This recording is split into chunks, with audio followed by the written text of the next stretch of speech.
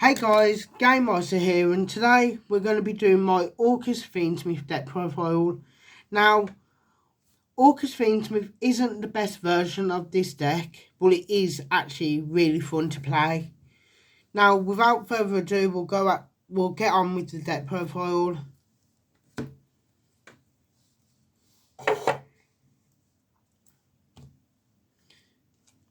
So we start off with 3 Gearsuit Orcust Mech Knight. This is one of your Orcust starters. So on normal or special, you can send one Orcust or World Legacy card from the deck to the graveyard.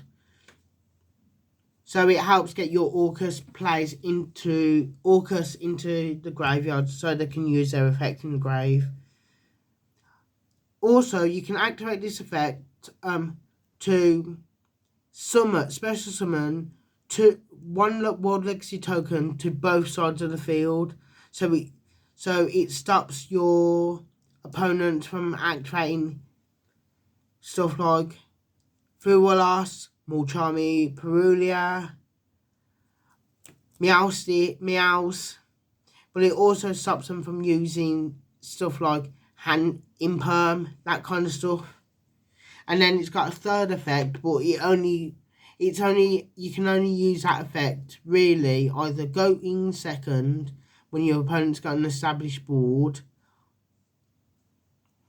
or you set it. So, or you've got another way to get to this thing before. So when you've got three or more cards in the same column, it becomes a tuner, but you're never going to use that effect. Unfortunately, that's the worst of the effects.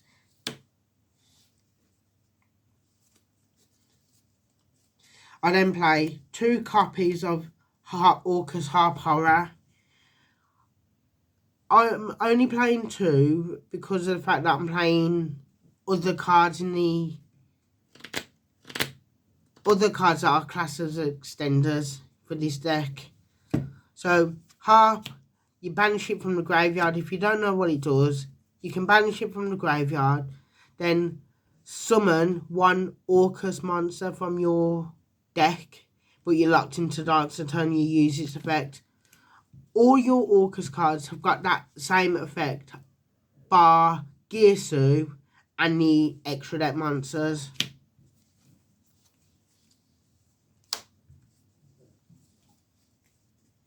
I played a 1 Orcust Nightmare. Now, Orcust Nightmare, you can banish it from the graveyard to target one monster on your field, Foolish Burial one of your Orcust, one Dark Machine monster from your deck, and then that targeted monster gains attack equal to the monster sent times the level of the monster that was sent to the graveyard times 100.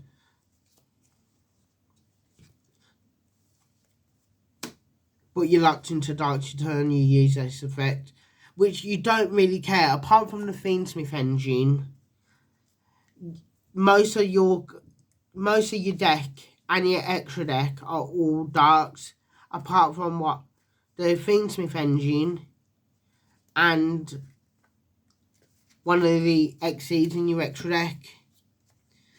I play 1 Symbol Skeleton. Symbol Skeleton basically is a monster reborn when it's banished from the graveyard. But then you're locked into darks. You play the 1 World Legacy World Wand. World Wand, basically, if it's sent to the graveyard, you can special summon 1 World Legacy card from your hand.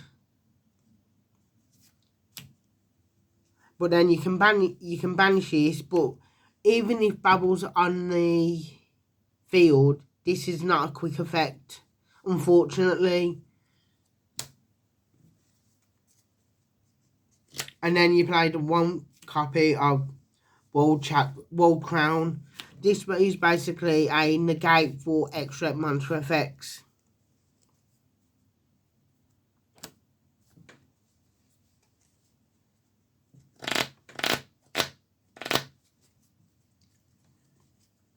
I then play 1 copy of Babble, 1 Crescendo, and the last card, Orcust card.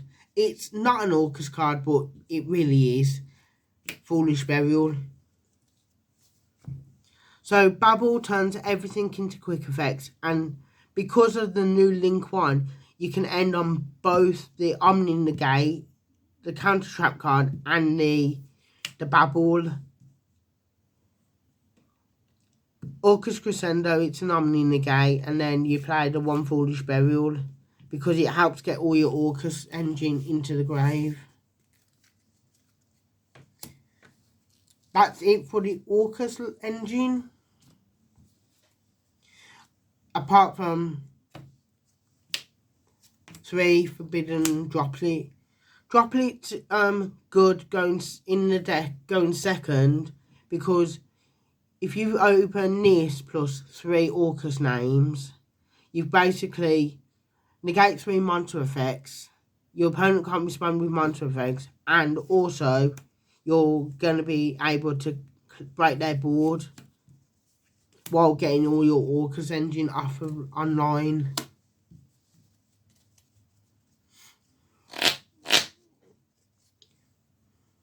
So Forbidden Droplet in the main deck is key, in my opinion. I then play 3 copies of Fiendsmith Engraver. Now Engraver basically is in here to bait hand traps out. There's no... The Fiendsmith engine, if it goes through, you end on a special summon negate. Multiple special summon negates, or you can end on the Desiree.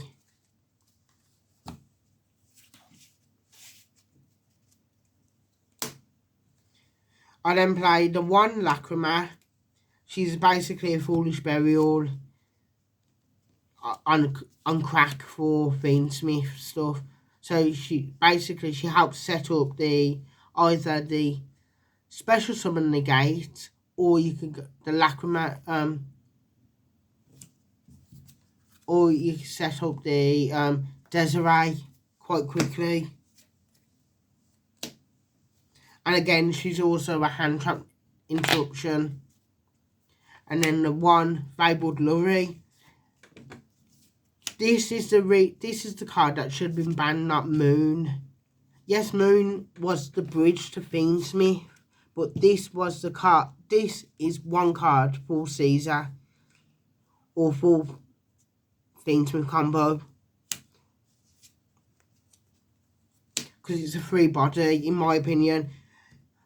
Now, I'm glad it didn't get hit and Moon took the hit, but now, yes, Fiendsmith's been power crept, and I don't like saying it has, but it has.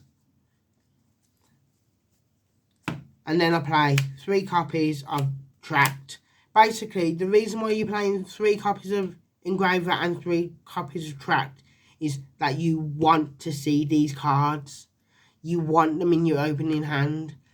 You want the highest ratio possible. You want your deck to be as consistent as possible, but without the necessary bricks.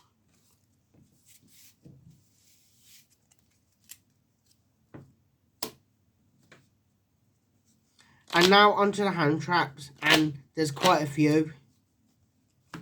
So we'll start off with one of the best ever hand traps printed, and that's Mulcharmy Thrualos. Going second, if you've gotten this, you can drop Thrualos. Your opponent either got to waste Ash on it, or basically they've got to, it's a weaker version of Max C, don't get me wrong. Max C is the more broken card, but this also, if they don't have an answer to the Thrualos, they either give you a bunch of draws from something from deck and extra deck, but also they've got to think it is a turn ender as well.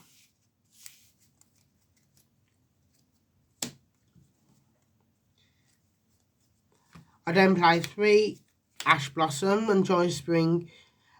Again, this is used to bait out against either through a loss, but it's also able to stop turns in its track, basically.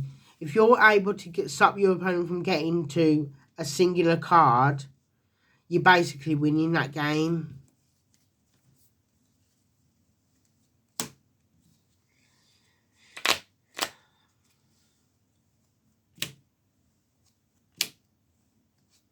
Three copies of Droll and Lockbird.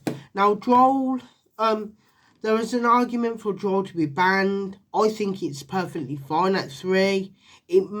It proves the better duelists. If you can play around Droll, if you can play through Droll and still set up a board, it proves that you're a better duelist than your opponent. If you can't play through, if you can't set up a board through Droll and Lockbird, I'm not going to be disrespectful and say you shouldn't be playing the game, but you can play the game. But Droll makes you think, okay, my opponent's drolled me, I can't add cards from the deck, what can I do with the cards I've got in hand? It makes you think, oh, Droll's stopping me from stopping me from adding cards from the deck. I've got to think now, oh, what type of board can I set up through Droll and Lockbird? And unfortunately, a lot of players can't play through Droll because a lot of decks nowadays search a lot. So, Branded, for example, you Droll them, they can't play. I've got a friend, Connor. Shout out to my mate Connor. He plays Branded, and he hates Droll and Lockbird. He said it's a toxic card that needs to be banned. But I don't think it needs to be banned. I think it's actually quite balanced because it proves who are the better duelists, who can play through Droll.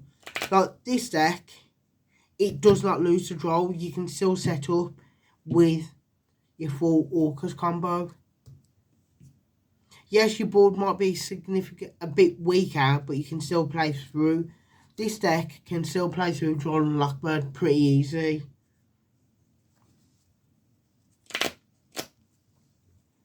I then play 3 Ghost Bell and Haunted Mansions. Now, Ghost Bell is good against Yumi. It's good against Mitsurugi. It's also good against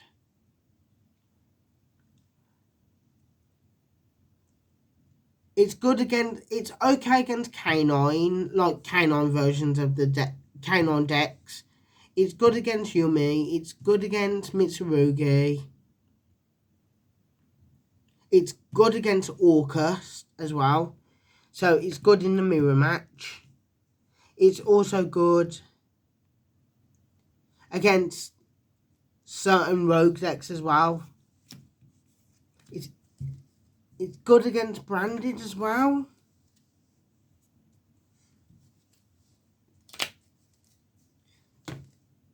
The final set of hand traps I play is Infinite Impermanence.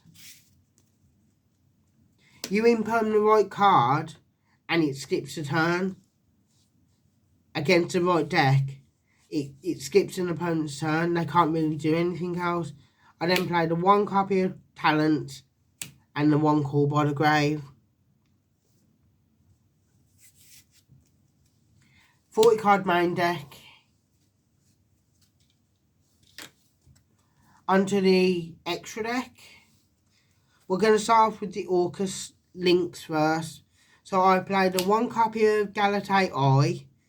You can activate this effect. Discard a card from your hand and search for a Bubble or World Legacy card from your deck and add it to your hand. I then play 2 Galatea. Galatea is basically, you can target one of your banished monsters, shuffle it back into your deck, and then add a set a World Legacy spell or trap card or Orcust spell or trap card.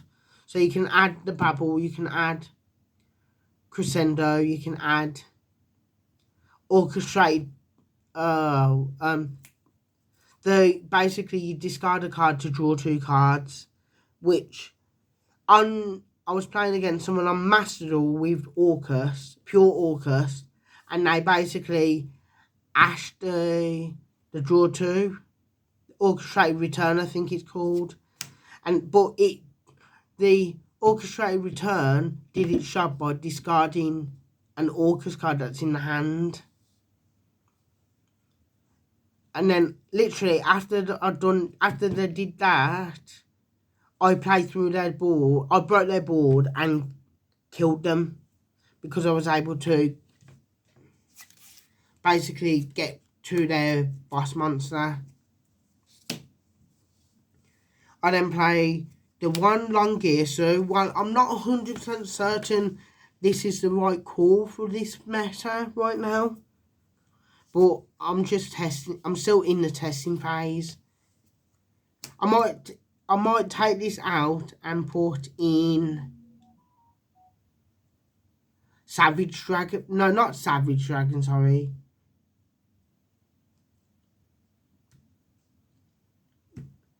The Link 4 that can basically can't be destroyed by battle, but can attack twice, switch monster in defense mode. I can't think what it's called now. And then I play the one copy of Enlengisu. This card here is basically the reason why Orcus are getting a bit of play at the minute. It's a permanent, quicker. When you've got the field spell on the fit up, it's a quick effect, steal an opponent's monster. So you can do it in your turn, then do it in your opponent's turn. So you can basically help break boards, and it helps OTK. And then, in my opinion, if I could play 2, I would. But the extra deck is so tight because of the fiendsmith stuff, as well as everything else that you play in the extra deck, that you can only run the one copy. In my opinion, 1 is the perfect number for the. I would like to play 2, but I think 1 is perfect because even if it gets banished with anything gear, so you can put it back into the extra deck. Yes, you might not get the steal, but you can then basically keep resummoning it. So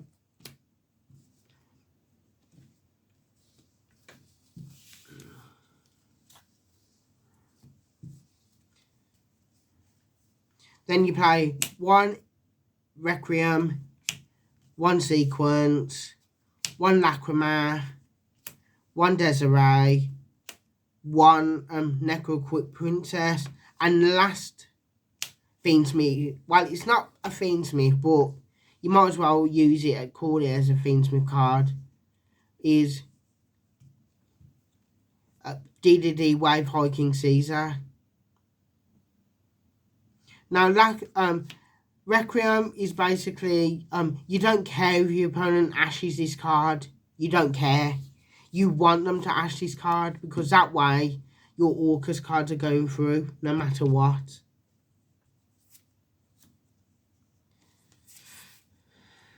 Lacrima, basically, if you use it for a link summon, you basically burn your opponent for 12.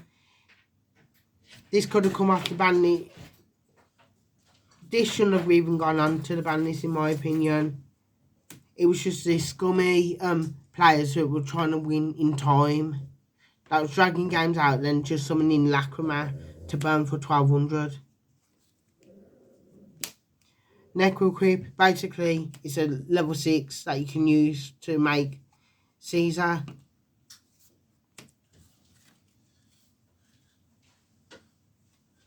And then Caesar's here because it's 2 special summon negates, so it's 2 interruptions.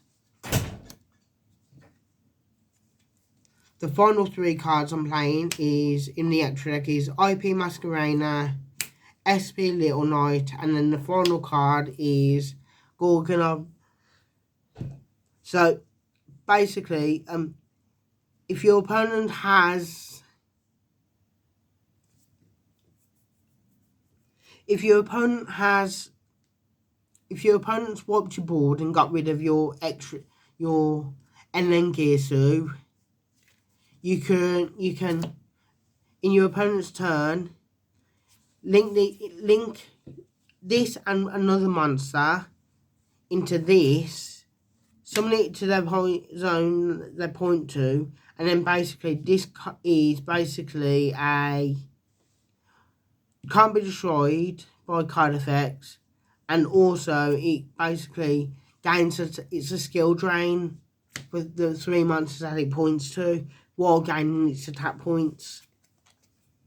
So you would summon it to say against Liger Dancer, you'd summon it to 2 zones, gain its attack, you'd attack over one of the Liger Dancers while keeping the one that this card is pointing to alive, and then you would just keep poking over everything else until it was just this and the Liger Dancer.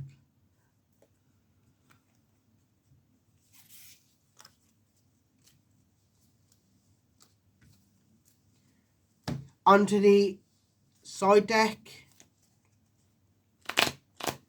I play the 2 Bestials, Magnamut and Druid's Worm.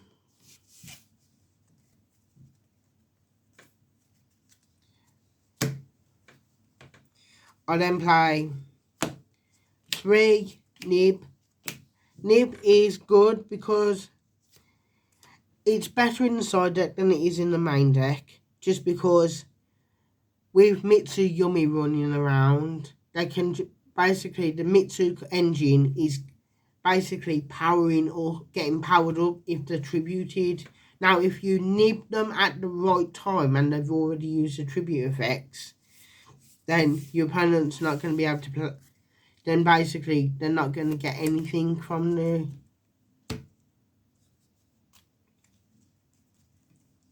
I play side NT 8000 Sirius.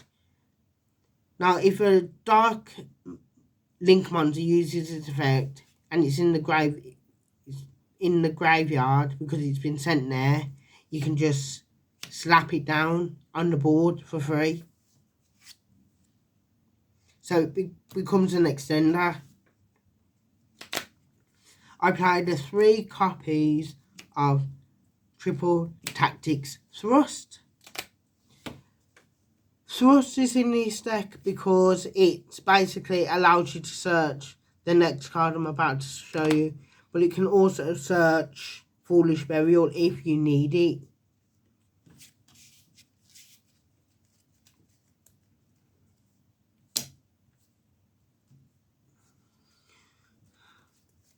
But the real reason why it's in here is because you can search and set this card. Going first, your opponent activates a card at a hand trap to stop you. You triple tactics trust, you do your Orcust play, and then you end on a Dingirsu, which you don't use at all as a link material. Then you would activate this, tribute after Dingirsu to basically call spells your opponent can't play the game.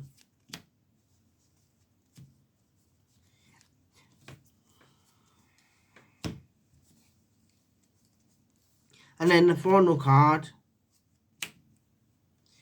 I side Dominus Impulse. Now, Impulse is good for the side. For this version, it's better in the side than the main because you don't want to be turning off your Mulcharmies. You don't want to be turning off your Drolls. You don't want to be turning off Nibiru. You don't want to be turning off your fiendsmith engine, basically. And that's your 15 card side deck as well. We're going to do a a combo tutorial.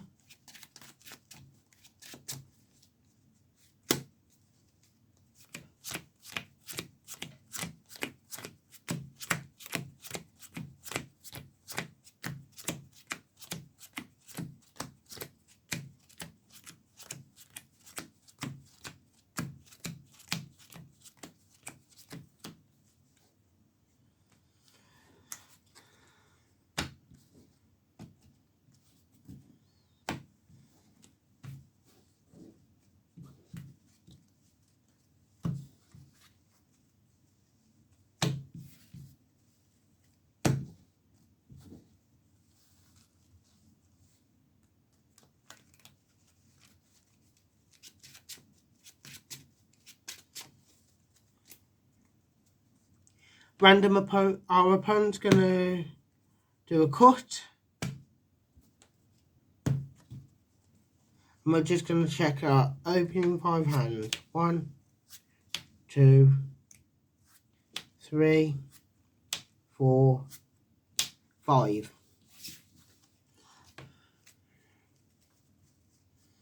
Okay, so this is not a bad hand actually. Yes, you've got no fiendsmith cards in, but normal summon gear, so activate effect to foolish. Opponent ashes this. That's fine. Activate effect, give us both a world legacy token. Because people will want to stop you from getting the Orcust cards into the graveyard. You would link the token off into Galatea Eye effect, discarding Harp Horror. And then to add.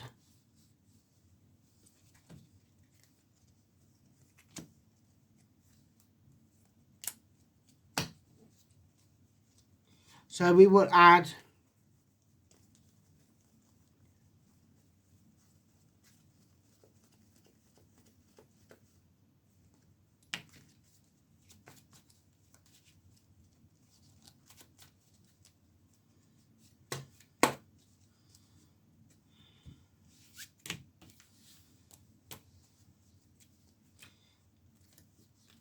for the sake of the video, we'll apply like this. So then you would link the Galatea Eye and the Gearsu off into Galatea, banish Gearsu to special summon, and then Harp. Then you would activate this Galatea to shuffle back and set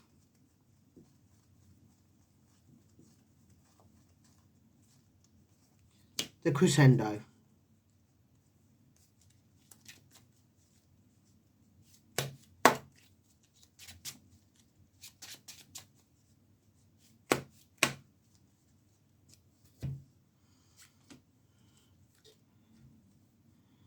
I will then banish the Harp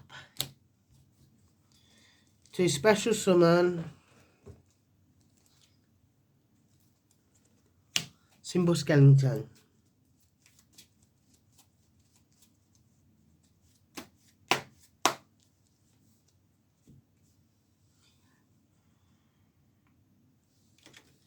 I will then overlay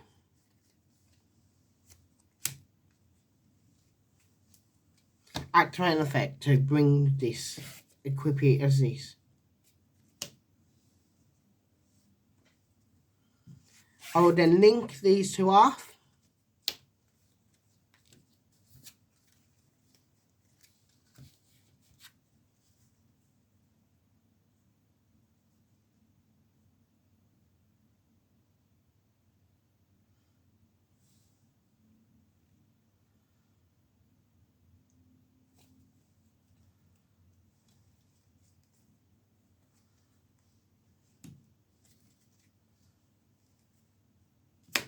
I will link these two off.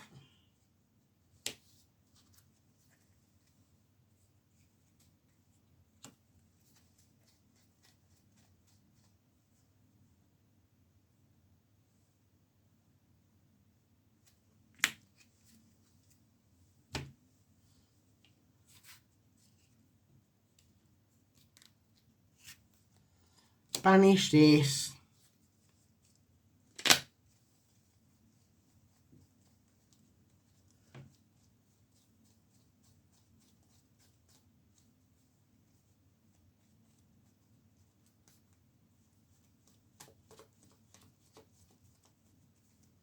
To foolish.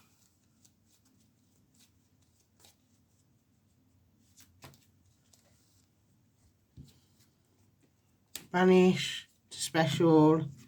Link 4.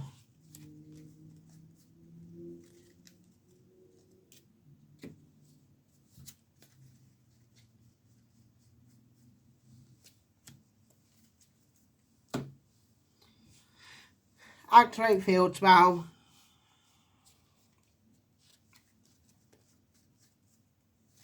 And then you pass turn to your opponent. So you've got a quick effect steal an opponent's monster. Unfortunately, I opened up practically just full Orcust combo. So basically I've got a quick effect steal, an Omni negate. I've got a banish to special summon, a banish to foolish.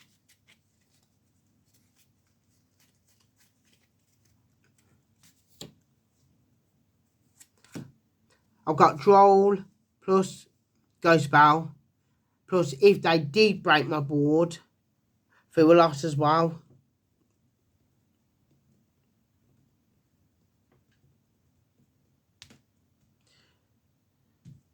Thank you for watching the video, guys.